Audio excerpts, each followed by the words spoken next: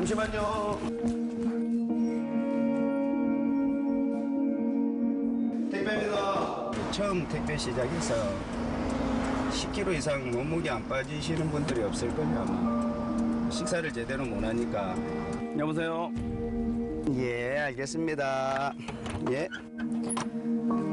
무조건 당일 배송을 해라. 이게 원칙으로 자꾸 내려옵니다.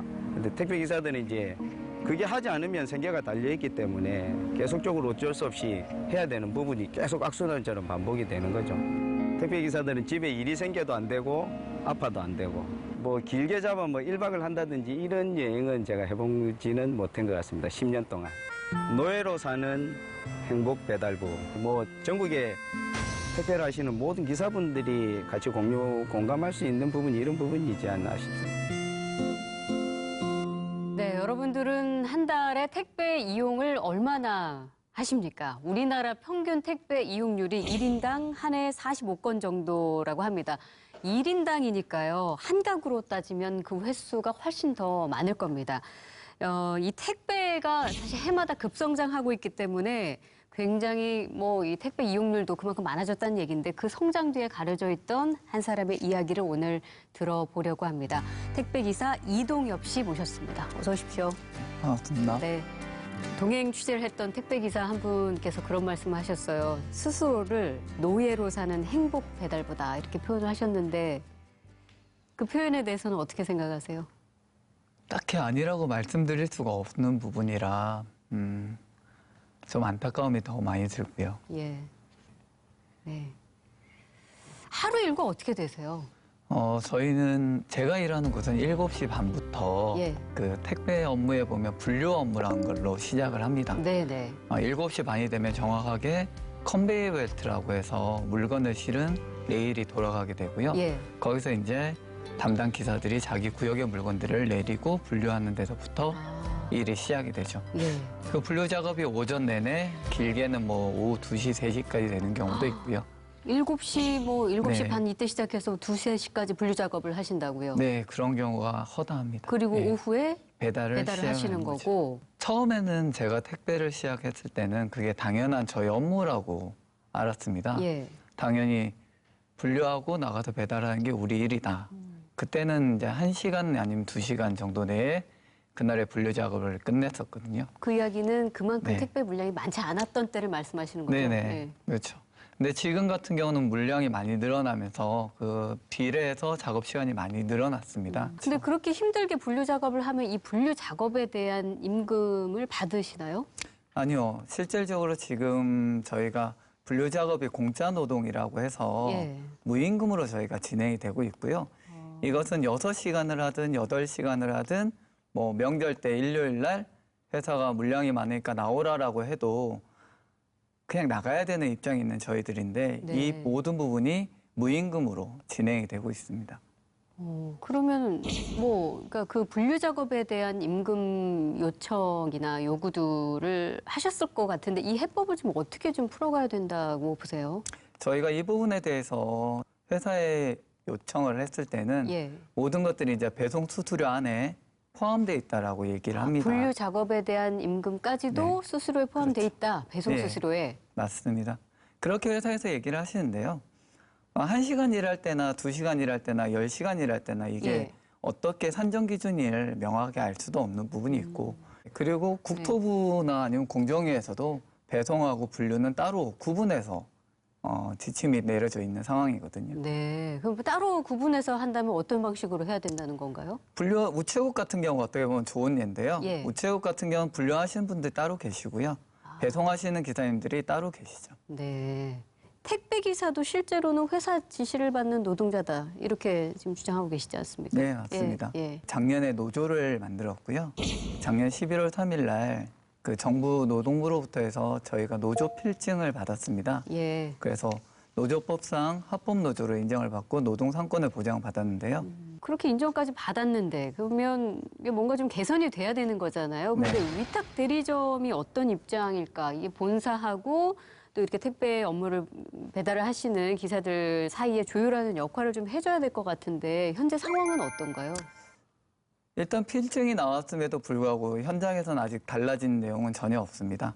교섭 신청을 했는데요. 예. 현재까지는 교섭 그 자체가 이루어지지 않고 있고, 처음 그 테이블에 일단 앉는 것부터 시작을 해야 되는데 이게 지금 안 되니까. 네, 저희도 충분히 이제 우리 잘 살 테니까 너 못 살아야 된다라고 하진 않잖아요. 네. 마찬가지로 저희도 들을 준비를 하고 있고 이런 자리를 너무나 원하고 있습니다. 아니 실제로 그 뭐 위탁 대리점에서 그러니까 노동자를 상대로 뭐 소위 갑질을 하는 그런 사례들도 많이 있다고 하던데, 그러니까 오히려 이게 중재 역할을 좀 해줘야 되는데 그게 아니라 네, 그런 경우도 있으신가요? 만연합니다. 예, 작년에 저희가 노동조합을 만들고요. 갑질 고발센터라는 걸 진행을 했습니다. 택배 네. 노동자들의 어떤 문제점이 있으면 저희가 받고 같이 고민하고 같이 해결하자는 의미에서 시작을 했는데요. 실질적으로 제일 많이 들어왔던 게 돈 못 받는 경우였죠. 네. 택배 일을 하겠다라고 해서 찾아왔는데 일을 해보면 아시겠지만 택배 노동자들의 일이 쉽지만은 않거든요. 네. 네. 실제로 그만두고 가신 분들이 많이 계세요. 네. 그래서 그 위택 대리점에서 일을 시킬 때 보증금 같은 걸 받기도 하고요. 네. 대부분이 이제 보증금을 받고, 근데 일을 하다가 못하면 뭐 한 일주일, 2주일 있다가 못할 것 같아요라고 그만두고 나가시면 그걸로 끝나는 게 아닙니다. 그러면요? 일단 보증금으로 걸었던 거는 정말 받기 힘들다고 보시면 되고요. 예. 그리고 다른 사람이 구해질 때까지에 대한 책임조차 그 며칠 일했던 분들한테 다 무시죠.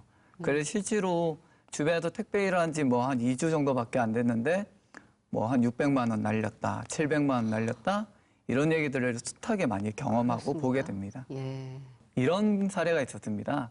저희가 테이프하고 송장을 구매를 하거든요. 예. 회사를 통해서 예. 업체에 이제 구매를 하는데 실제로 회사가 신청을 해서 구매를 할 때 가격하고 저희들이 구매를 할 때 가격하고 완전히 다르더라고요. 어느 정도 차이가 난다는 얘기예요? 저희가 구입을 하면 좀 비싸요. 네. 근데 회사는 이제 좀 싸게 사서 저희한테 좀 비싸게 파는 거죠. 네. 네. 예. 그리고 더 좀 안타까운 거는 CJ 대한통운이 원청이고요. 예. 중간에 관리하고 조율하는 입장에 대리점들이 있고 그 아래에 저희가 병에 위치해 있는 저희 택배 노동자들이 있습니다. 네. 네. 문제가 있다라고 택배 노동자들이 요구를 하고 소리를 내고 표현을 해도 예. 돌아오는 것들이 없는 거죠. 관심 가져주지 않고.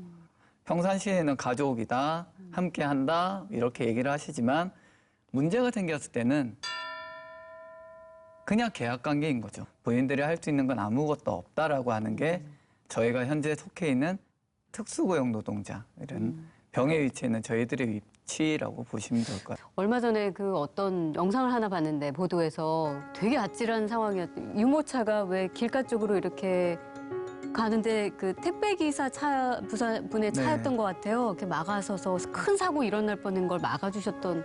그런 역할들을 할 수 있는 게 저희 택배 노동자들이 아닌가라는 생각이 또 들더라고요.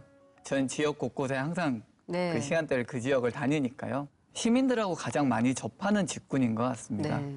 그리고 지역 어디나 구석구석 저희 택배 노동자들이 안 가는 곳이 없는 정도죠. 네. 근데 조금만 좀 더 여유가 있고 아마 그 기사님은 순간적인 기질도 있으셨겠지만 만약에 정말 우리가 이 일에 너무나 쫓겨서 하다 보면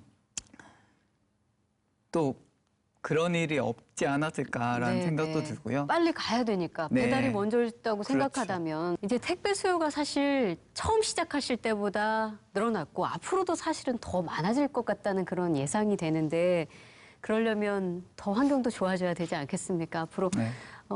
좀 바라시는 게 있으시다면요. 택배 노동들이 아주 거창한 걸 바라진 않거든요. 네. 현장에서 이제 뭐 난방기 아니면 선풍기 날 콘센트 이런 게 필요한 거고 서로 문제가 있으면 같이 얘기하고자 하는 테이블이 필요한 거고 그런 부분들이 만들어지지 않고 있기 때문에 일방통행이라고밖에는 저희는 생각이 되지 않는 거죠. 그래서 오히려 더 감정이 생기는 것 같습니다. 네. 네, 서로에게 득이 안 되는 감정이겠죠. 인터뷰 응해주셔서 고맙습니다. 네, 감사합니다.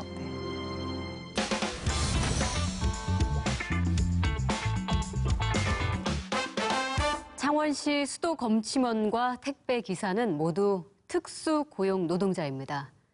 그들의 고용은 왜 특수해야 할까요? 특별하다가 아니라 특히 불공정하다는 뜻일까요? 특수고용 노동자는 우리 주변에 아주 많습니다. 학습지 교사, 화물차 기사, 간병인, 그리고 이 방송을 함께 만드는 방송 작가까지. 오래된 관행을 깨기는 어렵습니다. 하지만 깨어지고 난 후 돌아보면 그 규칙은 신기루에 가깝습니다. 약 100년 전까지 신분제가 있었고 70년 전에는 식민지였고 지난달까지 우리는 북한을 믿지 않았습니다. 세상은 바뀔 수 있습니다. MBC 경남 소수의견 다음 주에도 더 낮은 자세로 찾아오겠습니다. 고맙습니다.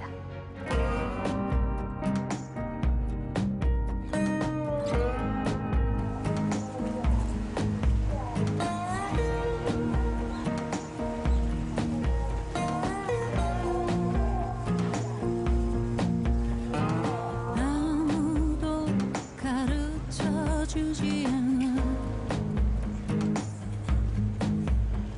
이 길이 옳은지 다른 길로 가야 할지 난 저 길 저 끝에 다다르면 멈추겠지 끝이라면